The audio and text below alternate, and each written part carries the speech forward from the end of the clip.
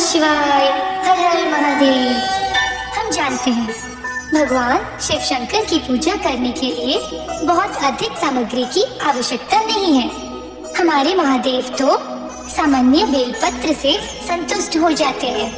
उनकी बनाई हुई इस सृष्टि में इतनी सारी चीजें हैं, तो ये बेलपत्र उनका इतना प्रिय क्यों है और इस बेलपत्र का जन्म कैसे हुआ? आइए आज इस रहस्य से पर्दा उठाते हैं। एक दिन भगवान विष्णु और माता लक्ष्मी बैकुंठ में बैठकर बातें कर रहे थे।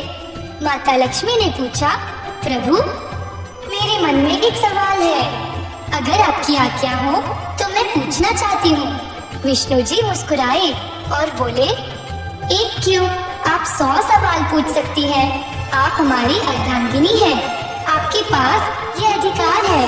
तब माँ लक्ष्मी ने पूछा, प्रभु आपको सबसे प्रिय कौन है?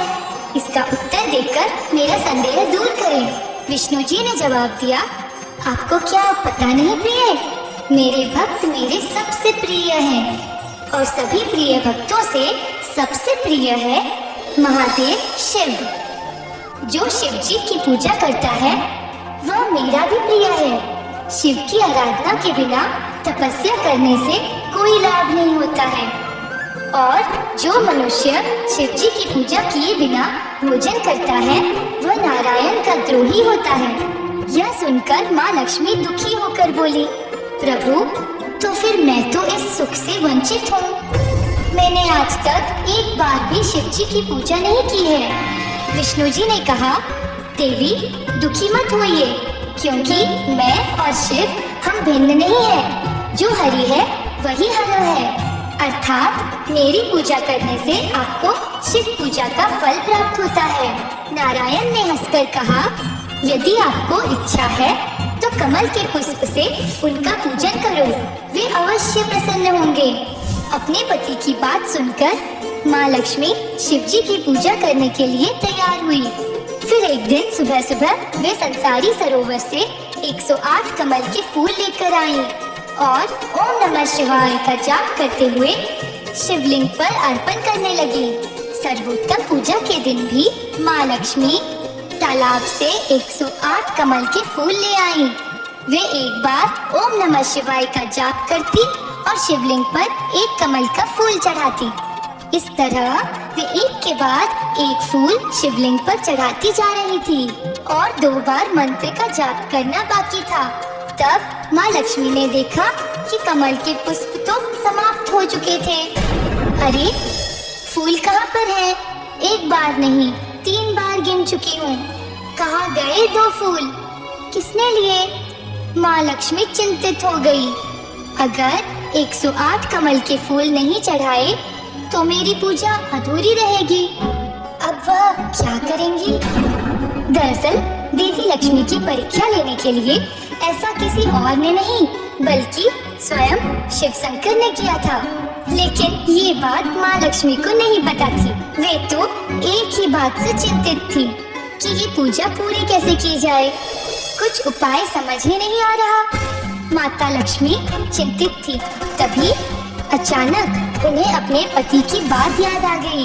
कई बार विष्णु जी ने उनसे कहा है कि आपका शरीर एक सरोवर है और उस सरोवर में कमल आपके स्तन हैं। यह याद करते हुए माँ लक्ष्मी ने अपने उद्देश्य को पूरा करने के लिए अपने स्तन काटकर शिवलिंग के मस्तक पर चढ़ाने का मन बनाया। जब तेज धार वाले चाकू से अपना स्तन काटने गई तो वे बहुत प्रसन्न हुए और देवी को नमस्कार किया। वे बोले, माँ हमारा सौभाग्य है कि आपके अंगों से उत्पन्न होकर आज हम शिव के मस्तक पर सुशोभित होंगे। जिस मस्तक पर गंगा का वास है, चंद्रमा सुशोभित है, वहीं हम निवास करेंगे। तब देवी ने कहा, मैं सिना शिव जी के चरणों की पूजा कर रही हूँ, परंतु आप मस्तक की पूजा करेंगे। ऐसा करने पर शिव जी जरूर प्रसन्न होंगे। देवी ने अपना बायां स्तन काटकर मंत्र पढ़कर शिव जी के मस्तक पर चढ़ा दिया। फिर जैसे ही वे दाहिना स्तन काटने को तैयार हुई, अचानक स्वयं शिव शंकर उनके सामने प्रकट हो गए। कैसा दिव्य रूप! चांदी के पर्वत के समान विशाल शरीर, मस्तक पर चांद चमक रहा, जटा से गंगा बह रही, सारा शरीर राख से ढका हुआ, हाथ में त्रिशूल। कितना अद्भुत रूप है महादेव का। माता लक्ष्मी ने शिव जी के दर्शन किए और उन्हें प्रणाम किया। हे महादेव, शिव शंभु, माता पार्वती जिन चरणों की पूजा करती है, योगी जन जिनका नित्य ध्यान करते हैं, उन चरणों की पूजा में ही मेरा समय बीते। बस इतना आशीर्वाद दीजिए। भगवान भोलेनाथ संतुष्ट हुए और बोले, तथास्तु। देवी लक्ष्मी, आपकी सभी मनोकामना पूर्ण हो। आप समग्र संसार के प्राणियों के लिए अन्नदाता बनेंगी। सभी आपको माँ के रूप में पूजा करेंगे। आपको पूजा करने वाले प्राणियों को कभी भी अन्न की कमी नहीं रहेगी। और भक्ति में आज आपने जो पूजा की है, उसी के अंश से जन्म होगा बेल के पेड़ का। बेलपत्र चढ़ाकर जो मेरी पूजा करेगा, मैं उसकी सारी मनोकामनाएं पूर्ण करूंगा। कोई सोने के पुष्प या सोने का पत्र भी इस बेलपत्र के समान नहीं हो पाएगा। यह सुनकर माता लक्ष्मी बहुत खुश हुई। शिव जी ने फिर कहा, एक बात और सुनो देवी, जो भक्त बेलपत्र पर चंदन लगाकर चढ़ाएगा, उसे मोक्ष की प्राप्ति होगी। बाद में शिव जी के आशीर्वाद से माँ लक्ष्मी का शरीर फिर से पहले जैसा हो गया। आशीर्वाद देकर शिव जी चले गए। फिर तुरंत ही शिवलिंग पर स्तन कमल से बेल के पेड़ का जन्म हुआ। पलक झपकते ही शाखाएं फैल गई। पेड़ बेलपत्र से भरपूर हो गया। इंद्र, विष्णु, महेश तथा सभी देव देवियों ने पुष्प वर्षा की। वे सभी आए और उस पेड़ के पास पहुँचे। फिर एक स्वर में सभी ने कहा, ओम नमः शिवाय, ओम नमः शिवाय।